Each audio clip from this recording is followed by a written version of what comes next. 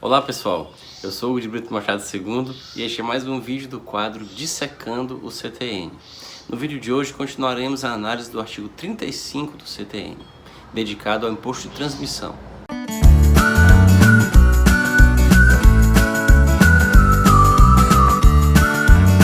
Como já foi explicado no vídeo anterior, o imposto de transmissão tratado no artigo 35 não existe mais. Ele era um imposto que incidia sobre todas as transmissões de imóveis, fossem elas causa-mortes, fossem elas por doação ou intervivos, onerosos e intervivos, e, portanto, esse artigo 35 e os que o seguem tratam de um imposto que em 88 aumentou e depois foi dividido. As transmissões imobiliárias onerosas e entre vivos deram origem ao ITBI municipal e as transmissões causa-mortes e decorrentes de doação de imóveis foram acrescentadas às transmissões por doação e causa-morte de outros bens diversos dos bens imóveis para dar origem ao ITCMD estadual. E feita essa ressalva, o artigo 35 e seguintes do CTN, no que couber se aplica a esses dois impostos. O artigo 35 trata do fato gerador desse imposto de transmissão. Em relação a ele, alguns aspectos merecem registro. Primeiro, vejamos o que diz o seu parágrafo único, em relação ao qual ocorrem tanto os fatos geradores quanto sejam os herdeiros ou legatários no caso de transmissão causa-mortes.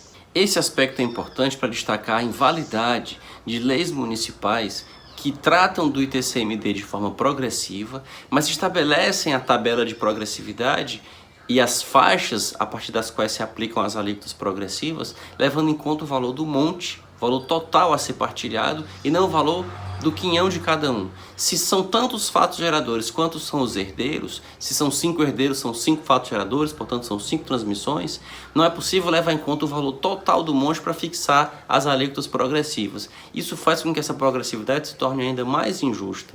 No Brasil, a progressividade é adotada de uma maneira bastante injusta porque ela é muito achatada. Isso vale para o imposto de renda e vale também para o imposto de herança. Embora a progressividade seja inspirada por uma ideia de justiça fiscal, no Brasil o tributo progressivo já começa a incidir por alíquotas que alcançam bases muito baixas. Se nós levarmos em conta o imposto de renda, por exemplo, nossa alíquota máxima não é tão alta se nós compararmos com o restante do mundo. 27,5% não é uma alíquota tão alta se nós compararmos aos 40% ou aos 50% que alguns países da Europa praticam. Mas, por outro lado, 27,5% no Brasil é cobrado sobre um rendimento que nos países da Europa que mencionei talvez ainda fique situado dentro do limite de isenção. Então a mesma coisa acontece com o ITCMD. Nós temos alíquotas progressivas, mas elas alcançam heranças de valores muito pequenos ainda. E a alíquota máxima, em muitos estados que adotam a progressividade, como é o caso do Ceará, já alcança heranças de valores bastante diminutos. Isso se torna ainda mais eloquente quando nós levamos em conta que essas alíquotas levam em conta para serem aplicadas nas suas faixas, não o valor que cada um vai herdar, mas o montante total a ser partilhado por todos eles. Então, se uma família de muitos herdeiros vai partilhar um patrimônio que até pode ser um patrimônio mediano, mas cada um vai receber uma fração muito pequena, mas será pago um valor mais expressivo de imposto de transmissão por uma alíquota mais elevada, fixada progressivamente. Até seria possível fixar alíquotas mais altas do que o máximo de 8% que existe hoje para o ITCMD, se o Senado fixasse um valor maior como teto. Seria até justo que houvesse uma alíquota mais alta de imposto de herança, mas essas bases sobre as quais elas incidem deveriam ser também corrigidas para que essas alíquotas mais altas alcançassem também heranças bem mais significativas.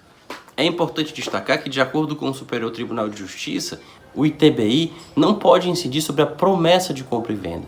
Muitos municípios pretendem tributar a promessa com o ITBI, mas a promessa de compra e venda não é nem transmissão de bem imóvel, nem de direito a ele relativo, portanto ela não pode se subsumir à hipótese de incidência do ITBI e é inválida a lei municipal que a define como fato gerador do ITBI. Quanto ao ITCMD, é importante destacar um aspecto ligado ao momento da ocorrência do seu fato gerador. O momento da ocorrência do fato gerador do ITCMD é a morte. É com a morte que se opera a transferência do patrimônio do decurso para os seus sucessores. Então, é a data do óbito que vai definir, por exemplo, a legislação aplicável. Se, quando houve a morte, a alíquota do ITCMD era uma, e depois a lei estadual foi alterada para fixar uma alíquota diferente, essa alíquota diferente não poderá ser aplicada ainda que a formalização da transmissão aconteça depois.